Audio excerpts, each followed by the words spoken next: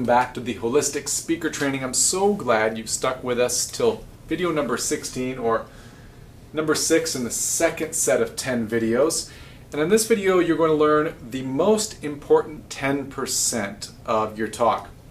Now this is part of the series in which we're discussing the questions that you might not ask that you should be asking.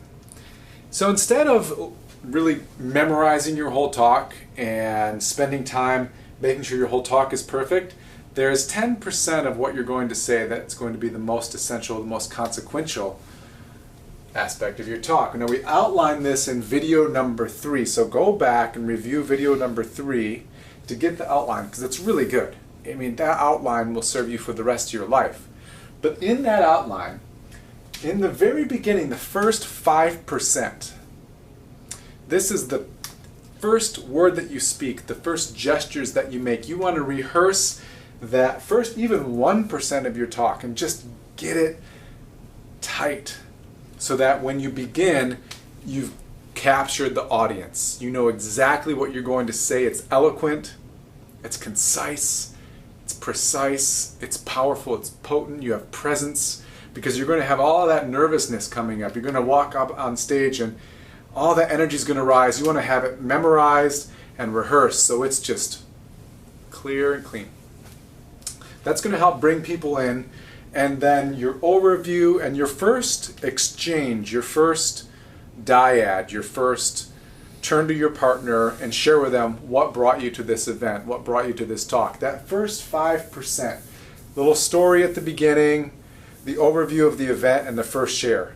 Practice that, make sure you have that really well dialed in. The second most important part of the 10% of your talk is the final 5%. And this is what we would typically call the close, or the enrollment portion. This is where you're actually actively getting clients. Now here's the secret. During this 5%, you want to give people a little foreshadowing of what's going to happen here. And one way to do that is to say, in your overview, in this talk you're going to learn A, B, and C. And near the end, I'll let you know more about what it's like to work with me. And you'll find out about my specialty program or my products and services. So that when you come back to this, you say, and as I promised at the beginning, you're going to now hear a little bit about my products and services or my specialty program, etc. And you've rehearsed that and you deliver it. So often we skip this portion, and I have for years, and it's still kind of uncomfortable for me because primarily I'm a teacher and I'm wired to teach. And I'm not that interested necessarily in the sales portion of the talk. I want to teach and share. However, I am interested in having a business. I am interested in sending my kids to private school. I'm interested in organic food.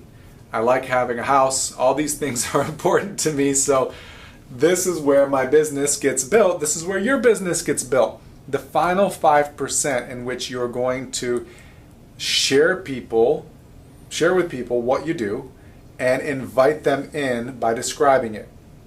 Here's what it looks like to work with me. Here are the steps that you would take. You would come in for an initial consultation. You describe for people the process, make it crystal clear, take out any mystery, and go step by step in what the process of working with you would look like. At this point, you're also reviewing, recapping. It's going to be pretty easy because you're repeating what you've set up here. If you go back to video 3, you'll see that. And then the conclusion. And the conclusion needs to be tight, concise, kind of a mirror of what you did at the very beginning. The last couple minutes just close with a powerful story or a call to action that's been rehearsed, and you can articulate it really well, and you can put energy into it and enthusiasm. And there's no just trickling off and trailing, and I guess we'll end. That it ends strong. And now go out and book talks and become the best version of yourself. Something powerful like this. Stay tuned for video number 17, the 7th video of our second part of this 10 video series. in which we're going to discuss and you're going to learn the most overlooked mistake that speakers make when building a practice or developing their professional speaking. This is going to be so good. The most overlooked mistake that people make. Look forward to being with you then.